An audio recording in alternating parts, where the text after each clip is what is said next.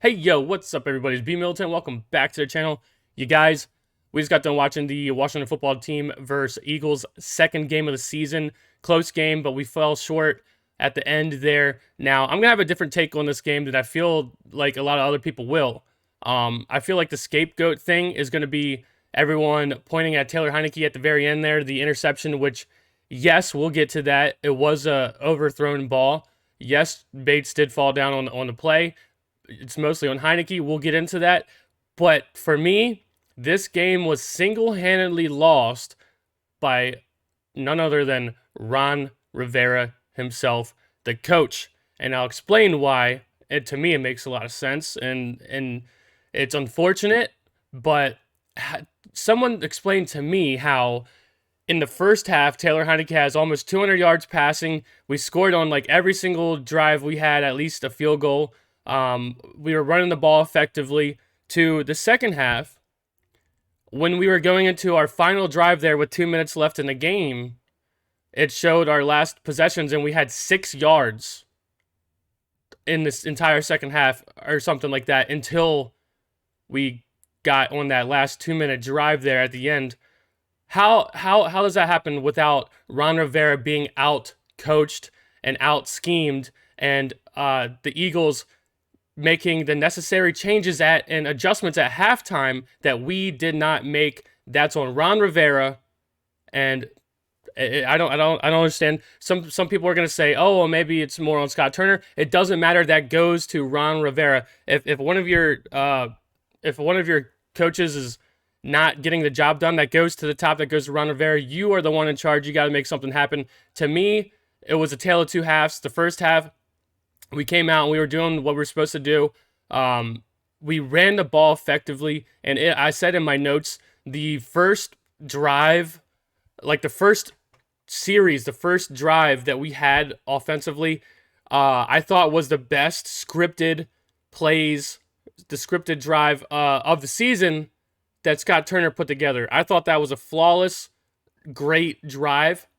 But then, yet again, look at the second half when we go into halftime and then we come out and the Eagles are just destroying our offensive line. Taylor Heineke, yes, half of it's on him. There's times where he held on the ball too long, and then the other half is the offensive line was just getting destroyed in the second half. What was the difference from the first half to the second half? That's adjustments. That's coaching. The Eagles did something different, and they were getting after Taylor Heineke a lot in the second half. Even on the final drive there, the first two plays of the final 2 minute drive started with what? Taylor Heineke with people in his face. He had to throw the ball like into the dirt. The first two plays of the drive. There's nothing he could have done. He was under duress instantly. So, like I said, to me, yes, I thought besides the interception there at the very end of the game, before we even move on into that, yet again, this is why I'm putting this one on Ron Rivera. It blows my mind. Tell me, am I wrong? Am I wrong to think this? Am I the only person thinking about this? When this happened live, did anyone else think to themselves, what did we just do? So, on the last drive, the last 2 minute drive of the game there, we get a first down, and it's like, I don't know how many, we're like 20 yards away. We're about 20 yards away from the end zone. We get a first down, and instead of going up and spiking the ball with 30 seconds left in the game, we call a timeout? What are you thinking, Ron Rivera? Does that make sense to anybody else? Because it's now first down, and we have a timeout. We could have walked up there and spiked it, and then we could have had the entire field. We could have thrown one pass over the middle, and then guess what? Then now it's not. We need 20 yards for a touchdown, and we don't have any timeouts left. We have a timeout. We could throw the ball. Anything's in play.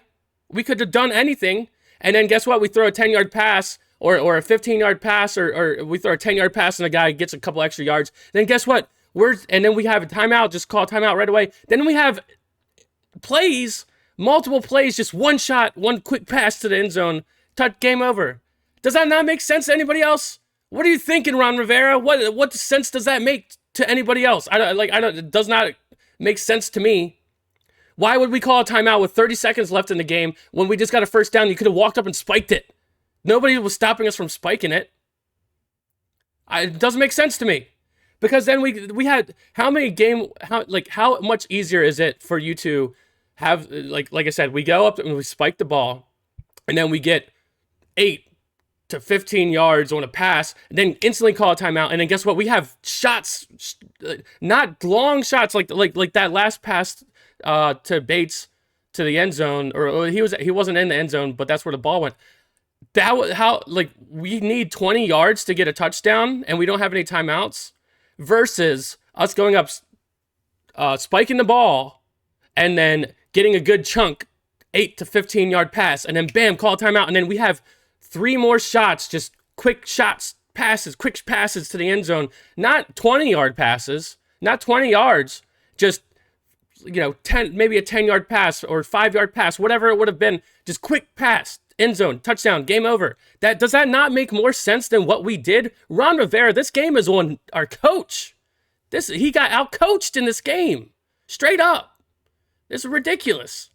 And regardless, besides that, with the amount of injuries we've had, with the amount of people out on COVID, we really, really, really missed Montez Sweat and Chase Young in this game. The amount of times that I think this is also something that's going to go. Not a lot of people have been thought about this during the game. I noticed it right away. Go back and watch the first down runs and the amount of yards the Eagles got on first down runs. Early in the season, when we had our defense intact, people would get 2-3 yards max on first down. In this game, the Eagles on first down 5-6 yards every time. It was and I feel like that got overshadowed some by the Eagles either screwing up on second and third down or whatever. But on first down, they were getting 4 to 6 yards every single time. And that was not how it used to be at the beginning of the season. And like I said, that's why I feel we really missed Montez Sweat. And this team is cursed. This team is cursed, man. Just last week, the whole ordeal with DeShazer Everett. And then this week, Montez Sweat's brother is shot and killed. How is this not a curse? How are we not cursed? Someone explain to me how this is not a curse. Look how close this game was today. How much closer do you think it would have been or in our favor if we had Montez Sweat out there? Montez Sweat in the first Eagles game, I said, us getting Montez Sweat back, that's huge because I'd rather have Montez Sweat back than Chase Young back when we're playing against Hurts because Sweat has that burst of speed. He's going to catch Hurts. And remember in the Eagles game, I said this before the game, that it's bigger for us to get Montez Sweat back than Chase Young because Sweat's going to get to Hurts. He's quick. He's going to get him. And then he had that play where he knocked the ball out and got the fumble. I called that shit. I told you. And then in this game, imagine we have Montez Sweat and he didn't have an illness. He didn't have COVID.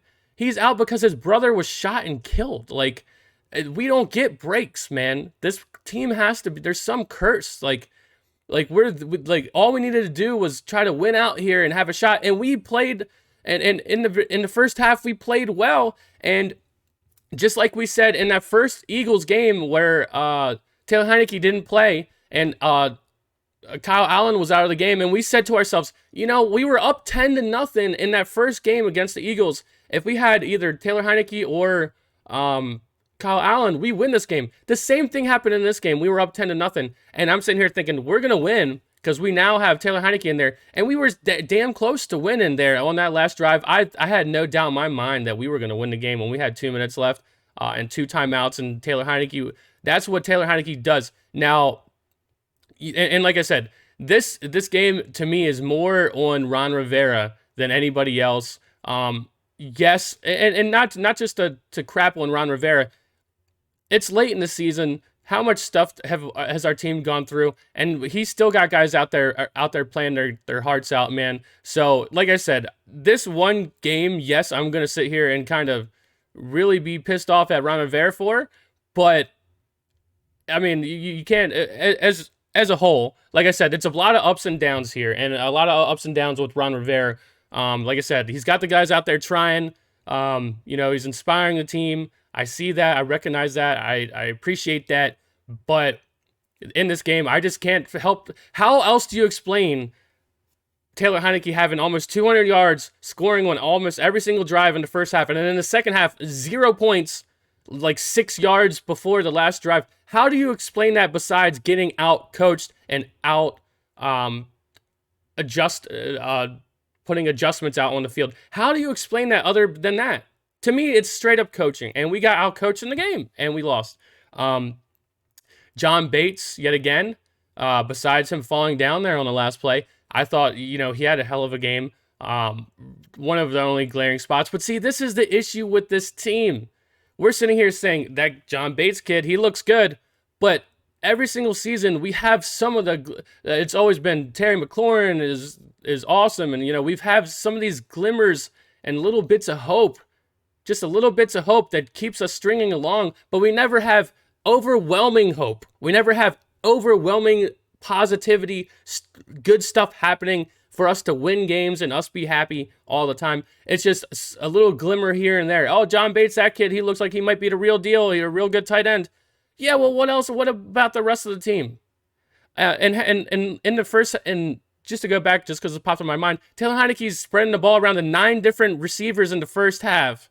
How drastic is the first half to the second half? And you're not going to tell, someone's going to come up here and say that this game is on Taylor Heineke because he threw that interception at the very end of the game. To me, it's straight up 100% out-coached in this game. The tale of the two halves. Look at the numbers. That's not, and yes, of course, over time, players are going to get fatigued or whatever, and our offensive line was looking real bad in the second half, but it's coaching, man. So let me stop rambling and get into my notes because I don't want this to be very long. So my first thing on my notes, we need to bring back DeAndre Carter next year. I'm not honestly sure. I think he's on a 1-year deal. Could be wrong. But if he is, we need to bring him back next season. Cam Sims with a great catch to move the chains. Great throw to Bates for 24 yards. Okay, I totally forgot about this. I need to give a public apology. Not that, Jaret Patterson's going to see this or anything. But, man, I was hard on Jaret Patterson last week, and he completely showed me up. I mean, last week I was saying, man, Jaret Patterson, love the guy. Just watch him on Hang Time. Seems like a real cool guy. He's from the area. But I just haven't seen what I need to see, and I thought he was replaceable. In this game, when he had more of not just a limited role like he's been in the past, but he was kind of the guy, he had a good game. He showed some promise. So, yet again, like I said, I was wrong. Need to see more. This was only one game.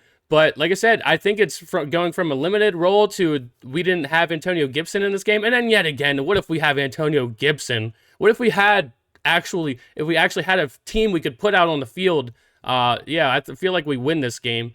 So Jaret Patterson touchdown run. Our first series scripted plays was amazing by Scott Turner. Like I said earlier, defense holds the Eagles and stops them on 4th down. What a play by Heineke under duress. That throw to Seals Jones on the left-hand side for the first.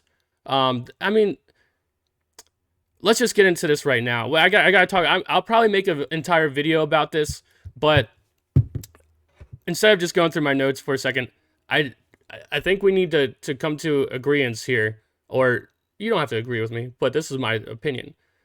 We are not going to find anyone better than Taylor Heineke at quarterback this offseason. We need to embrace Taylor Heineke and let's see what he can do next season with an entire offseason with the ones getting all the reps. Remember, the entire offseason this season was Ryan Fitzpatrick got all the reps with the ones. Not all, they always switch up a little bit, but you know what I'm saying.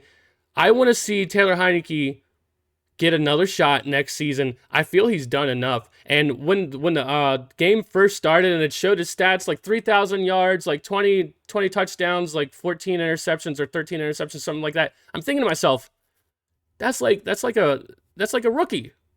That's like rookie stats. When rookies come into the league, those are some types of similar stats you would see them have. And that's what I was thinking to myself. What if this guy gets better? And I understand people are gonna say, "Oh, his arm talent, his arm strength, or whatever, is not gonna get better." What? I don't. You've seen today how much in the first half of the game, how more decisive he was. We know what he can do.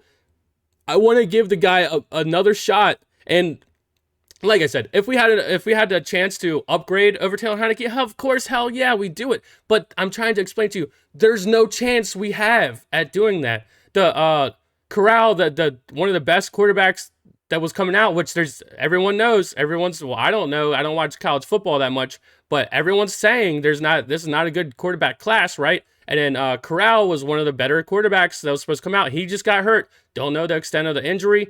Now there's even less quarterbacks in the draft this year. And what do you think? Russell Wilson's going to come here? We don't have options. I'm trying to explain to you.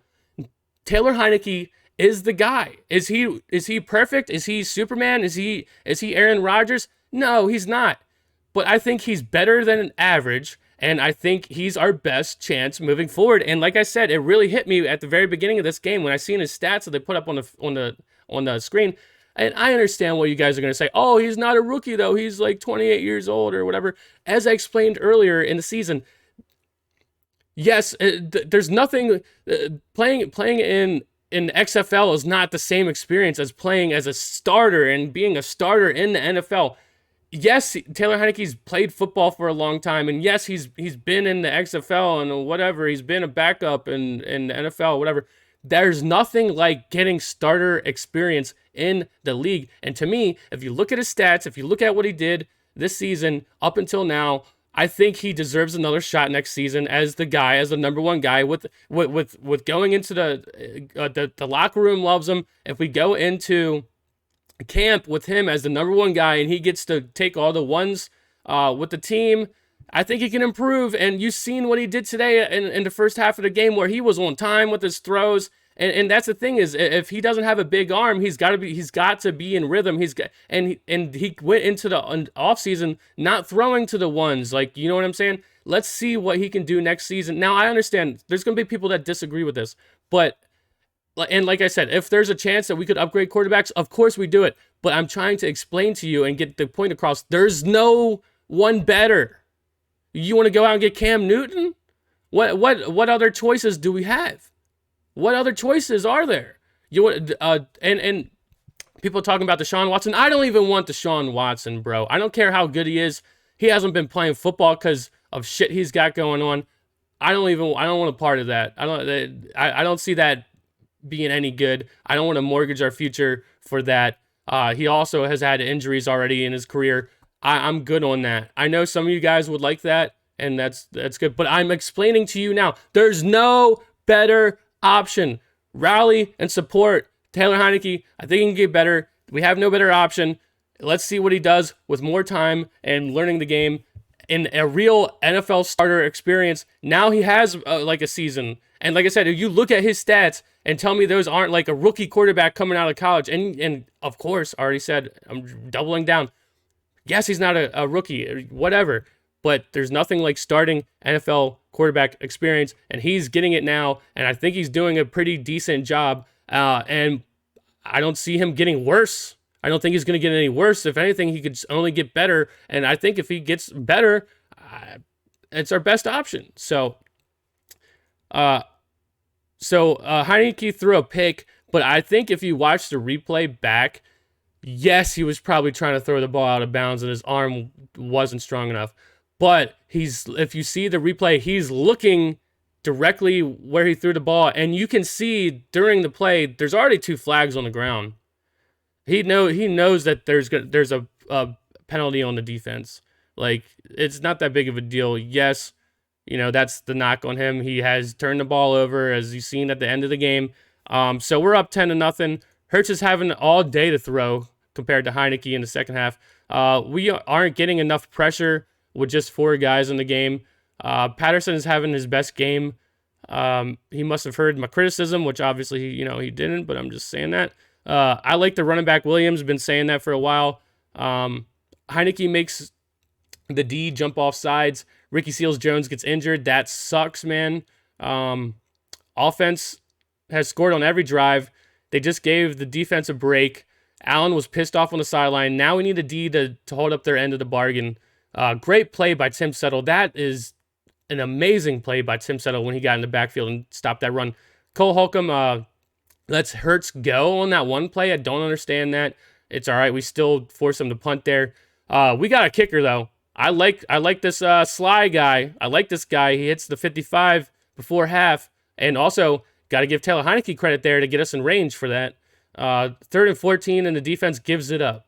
Eagles go for it on 4th and get the touchdown. And give credit to the defense at times. We're limited so many people, and they did hold them to 4th down so many times. And, man, it's pretty hard to stop people on 4th down when they have such a good rushing attack like the Eagles, man.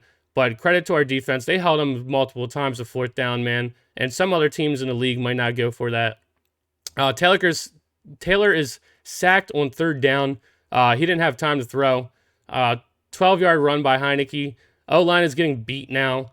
Defense holds them to 3, 17 to 16. Our O-line isn't doing well. Why would we try a screen in the middle of the field where it seems like that's our weakness on the offensive line? Didn't understand that play. We lost 4 yards on it. We go for it on 4th and 5, and Dax Milne, he doesn't even run the 5 yards. Taylor throws him the ball. He doesn't catch it. It was good play by the Eagles defender, but he didn't even run 5 yards. It blows my mind that people do that type of stuff. We need 5 yards, and you didn't even run 5 yards, man. 5 yards isn't that far, bro. And you can't tell where 5 yards is. We need 5. We need 5. Eagles get too many yards on 1st down with runs today. Holcomb is trying his best.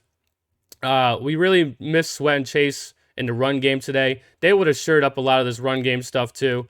20 to 16, we have 2 minutes and 21 seconds left, 2 timeouts, and we need a touchdown. What can Taylor Heineke do? Huge catch in first down by Bates. I already went through the timeout thing. But yeah, they showed the interception so many times on that last play. I wanted to see more of how much did Taylor Heineke sail that ball and how much of it was Bates falling down. I think it was obviously more Heineke sailing the ball, but still they showed the catch, the interception more times than they showed us the actual play. So I would have liked to see more replays to see how bad that overthrow was. I like the idea of that play. I like going to Bates there. I like the decision to throw the ball there. Just a bad ball, and you can't have it. It's inexcusable. But like I said, we shouldn't. The ending there should have been drastically different. But I thought it was a terribly called game by Ron Rivera. I thought he lost us the game. So let me know what you guys think. As always, hail to the Washington football team. See you guys in the next one. Peace.